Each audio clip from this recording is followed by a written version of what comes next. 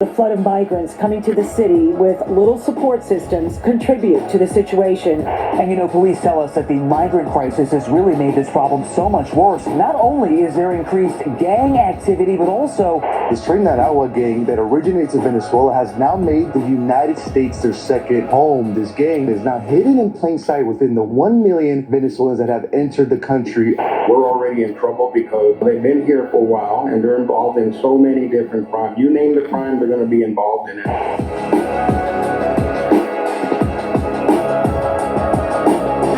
For months, crime in a middle-class part of New York has been allowed to surge to levels beyond anyone's control. But even though things here have gotten really bad over the last 2 years, what nobody's talking about is that this never would have happened in the first place if we had laws that punished criminals, but we don't. And the growth of crime here is something critics say is headed to every neighborhood in town if things don't change. And if troops aren't sent in to get rid of these gangs. Because what we're witnessing in this part of town is the end game of every type of crime our leaders continue to defend as non-violent and victimless. Like shoplifting, which we've decriminalized in this state and made a non-jailable misdemeanor, which allows repeat criminals to earn thousands taking whatever they want from any store in town and reselling it, which you'll see happening on Roosevelt Avenue on practically every street corner, with some open-air theft markets set up right by the stores those goods come out of. But that's far from the only type of crime taking place in that part of town 24 hours a day. Here you'll find everything from illegal food vendors operating restaurant-grade kitchens right on the sidewalk, to businesses that look legitimate but sell things they shouldn't and are part of a criminal economy that just keeps growing and growing. Which brings us to the real reason why residents are now demanding that troops come in and get rid of the criminal element in their neighborhood once and for all. The police have been trying to do this for over a year, but it hasn't been enough. Because after they raid a store or a business or a bunch of sidewalk shops, those vendors come back and reopen within hours of the police walking away. And as you're about to see, this system of constant, unrelenting crime is leading to the destruction of a middle-class neighborhood, which should be a warning and a wake-up call to the rest of this city and the rest of this country. But this raises a big question. Why is this such a problem in only one area of New York and not anywhere else? And why do certain parts of town like this look perfectly fine when we've got others near here where the residents wish they were living under martial law?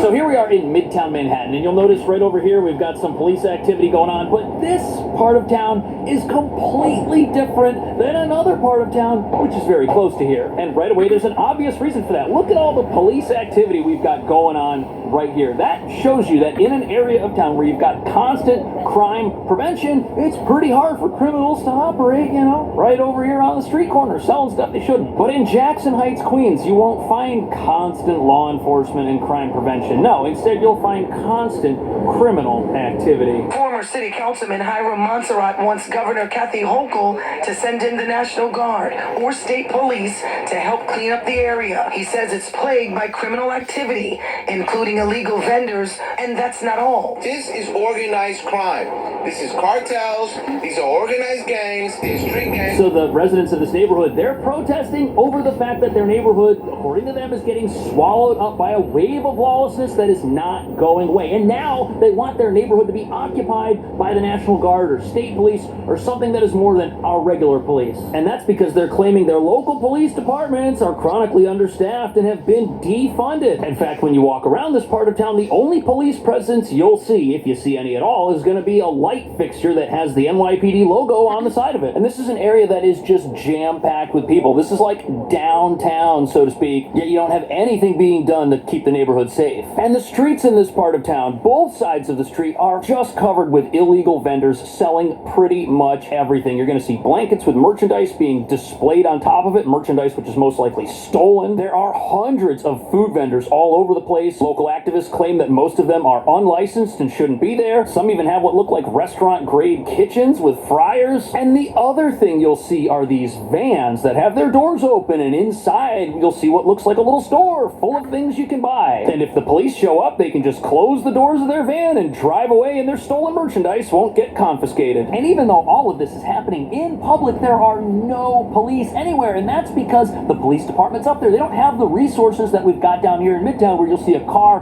with its lights on to convey a visible authority presence to the general public. In Queens, there is no authority presence, and that's why you have a massive criminal presence. It's the perfect place for gangs to just roll in and do whatever they want because no one's there to stop them, which hurts everyone. Local New Yorkers, law-abiding asylum seekers, nobody benefits from this except the criminal underworld. Yet the lawless environment happening in Queens mirrors another lawless environment that the National Guard was recently called in to deal with, and that would be our subway system, which was an absolute disaster, experiencing 6 felonies a day until 1,000 extra police and National Guard troops set up checkpoints and started cracking down. And now in Queens, we've got residents demanding the exact same type of response. You walk by the girls and they offer business cards. The rally was held just steps away from an illegal brothel on K Street, raided last month by the NYPD. 2 days after, they reopened. And we came here last night, they were here. So, in this part of town, when things go wrong, there's an immediate response from emergency medical personnel, from law enforcement. Nobody gets away with anything down here like they do in Queens. And that's because when there's a problem down here that requires a police response, they stick around to make sure that the work they did wasn't in vain. In this part of town, if the police shut down your business, they're going to be around tomorrow to make sure you don't try and reopen. But apparently in this part of Queens, once a business gets shut down, it reopens. They don't care. And the